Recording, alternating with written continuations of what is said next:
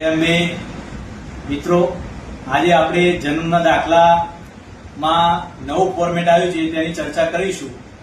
પ્રથમ નોર્તે આપણે તિરંગા કન્સલ્ટન્સીમાં લોકોને ઉપયોગી બને એવા વિડીયો બનાવવાનો સંકલ્પ કર્યો છે, જેને આજે અમે પ્રથમ વિડીયો બનાવી રહ્યા છીએ. તમારો સાથ સહકાર અને લાઈક કરવા તમને નમ્ર વિનંતી છે.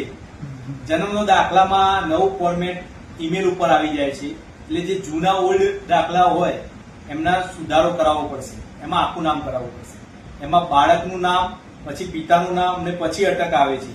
એ ફોર્મેટ નવું આવ્યું છે. તેના માટે માતા પિતાના ચૂંટણી કાર્ડમાં પહેલા આખું નામ કરાવવાનું રહેશે, ત્યારબાદ તેમને ચૂંટણી કાર્ડમાં સુધારો કરવાનો રહેશે ને ત્યારબાદ જ બાળકના જે જન્મના દાખલો હોય એમાં નામ ચેન્જ કરવા માટેની જે તે કચેરી એટલે નોંધણી થઈ હોય તે કચેરીમાં જઈને આપણે આપવાનું રહેશે. ત્યાં ફરજિયાત ઈમેલ આઈડી આપવાનું રહેશે. ઈમેલ આઈડી ઉપર તમને ત્યાંની કચેરી દ્વારા ઓનલાઈન ઈમેલ એડ્રેસ ઉપર જન્મનો દાખલોનું નવું ફોર્મેટ મોકલી આપવામાં આવશે અને જેની કલર કોપી કઢાવીને તમે જેટલી વખત જરૂર પડે ત્યારે નગરપાલિકા કે ગ્રામ પંચાયતના ધક્કા નહીં ખાવા પડે તેવું સરકારશ્રીએ CRS પોર્ટલ ઉપર જાહેર કર્યું છે. તેની લાસ્ટ ડેટ 27 એપ્રિલ 2026 છે.